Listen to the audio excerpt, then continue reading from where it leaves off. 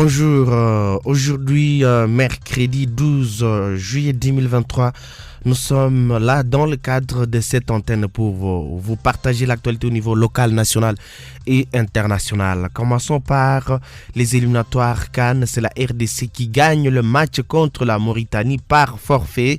Parlons-en ce matin, c'est pour avoir aligné les joueurs. Karim Diaw, qui n'était pas éligible, la Mauritanie perd son match contre la RDC par forfait après le verdict rendu par la Confédération africaine de football hier mardi 11 juillet 2023. L'information a été confirmée par Belinda Odia de la cellule de communication de la Fédération congolaise de football association.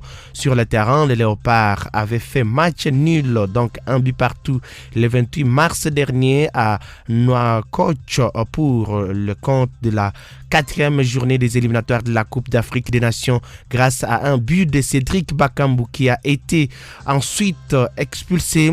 Cependant, la Mauritanie avait aligné les joueurs Kadim Diaw qui n'était pas éligible et la FECOFA avait saisi la CAF pour réclamation. À la suite de cette décision, les Léopards passent de 7 à 9 points en attendant d'affronter le Soudan le 4 septembre prochain à domicile. Belle opportunité de qualification pour la RDC qui n'avait pas joué la dernière édition de la CAN au Cameroun. Et bien sûr, ci-dessous, la prestation du groupe de la RDC après ces changements. Alors, on parle de la RDC qui est déjà en tête avec 9 points, la Mauritanie qui est deuxième avec 7 points, le Gabon avec 7 points qui vient à la 3e position et le Soudan qui vient à la dernière place avec 6 points. Également dans l'actualité, si on change de chapitre, ici nous parlons de la justice, c'est par rapport au procès Mwanga Chouchou. Les tests Covid n'étaient pas un élément pour confirmer la nationalité rwandaise du prévenu, soutient la défense. Parlons-en, c'est le procès du député national Edouard Mwanga Chouchou qui s'est poursuivi hier mardi 11 juillet 2023 à la prison militaire d'Ndolo. À l'audience de séjour, la haute cour militaire a procédé comme annoncé précédemment à la vérification de l'authenticité des 2 tests Covid. Celui présenté par les ministères publics attestant que le député Mwanga Chouchou est de nationalité rwandaise et celui présenté par la partie prévenu renseignant que le député s'était déclaré congolais lors de son entrée au Rwanda par le poste frontalier de Gisenyi. À en croire le prévenu Mwanga Chouchou avait effectué 2 tests Covid-19 lors de son passage au Rwanda, le premier à Gisenyi et le second à Kigali. D'après lui, il avait passé le 2e test à Kigali parce que celui de Gisenyi avait été rejeté par les autorités rwandaises. Devant la cour, il n'a su présenter que le test Covid-19 effectué à Gisenyi attestant sa nationalité congolaise. Celui de Kigali, à en croire, il a perdu pour la République le test de Kigali indiquant qu'il est de nationalité rwandaise. C'est celui-là que le ministère public a présenté puisqu'il avait été retrouvé dans les affaires du prévenu lors de la perquisition de son domicile au mois de mars dernier.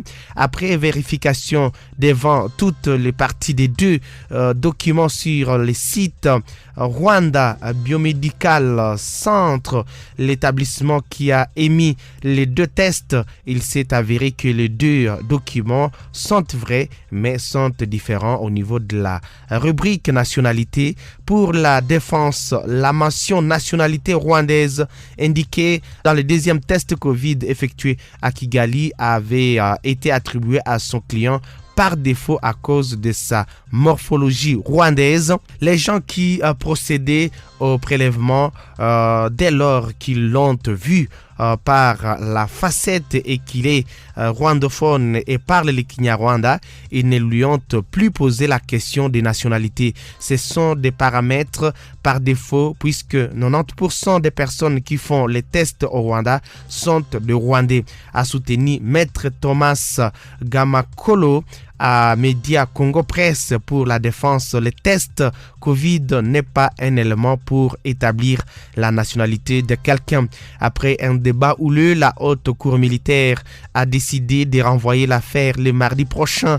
L'élu du territoire de Massissi au Nord Kivu, Edouard Mwangachuchu, est poursuivi pour participation à un mouvement insurrectionnel, entretien des liens avec les rebelles du M23, espionnage, incitation des militaires à commettre des actes contraires au pouvoir, plutôt au devoir et à la discipline, et détention illégale des munitions de guerre. Alors, également dans l'actualité ici ce matin, dans le cadre de l'actualité au niveau national, rejet de la revendication de dit externe du fichier électoral par la CENI, Martin Fayulu promet de s'exprimer aujourd'hui, mercredi. Et il parlera quoi exactement? On attend. Ici, l'actualité, c'est le président de l'ECD, Martin Fayulu, qui va s'exprimer aujourd'hui, mercredi 12 juillet, à la suite du refus de la Commission électorale nationale indépendante CENI de faire auditer le fichier électoral par un expert externe. L'opposant congolais l'a annoncé dans son compte Twitter hier mardi 11 juillet. D'après lui, Denis Kadima, l'assemblée plénière de la CENI et leurs commanditaires pensent que la population congolaise va les aider à matérialiser une nouvelle fraude électorale en RDC. Monsieur Kadima, l'assemblée plénière de la CENI et leurs commanditaires pensent que les Congolais sont des moutons, des panurges qui vont les aider à matérialiser une nouvelle fraude électorale en RDC. Ils ont tout faux, a-t-il écrit. Notons que lors d'une plénière le vendredi 7 juillet organisée par les bureaux de la CENI, la commission électorale a rejeté un nouvel audit externe du fichier électoral tant revendiqué par l'opposant qui conteste ainsi la qualité des personnalités qui ont réalisé ce travail en main après les désistements de l'OIF.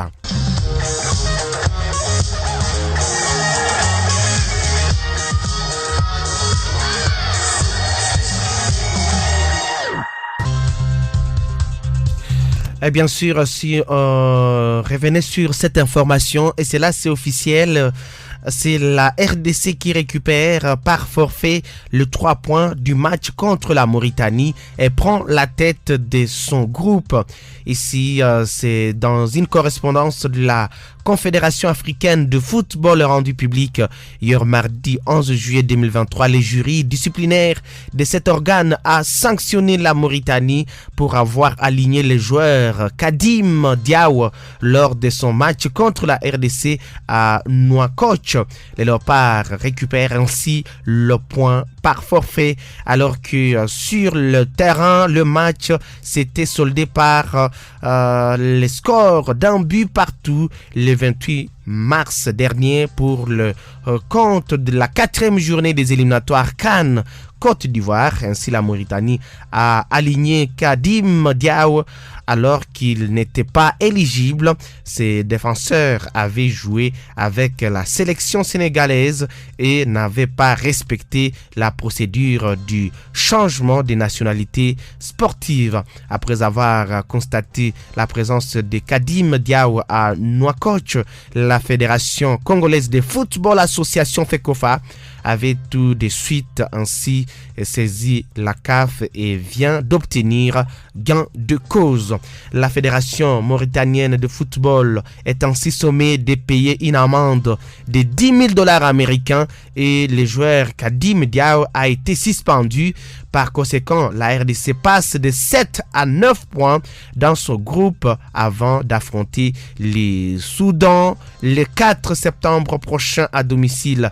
Toutefois, cela ne change pas grand-chose au tableau puisque la RDC devrait soit gagner ou faire match nul pour valider son ticket à la CAN. Voilà des précisions à vous proposer ce matin.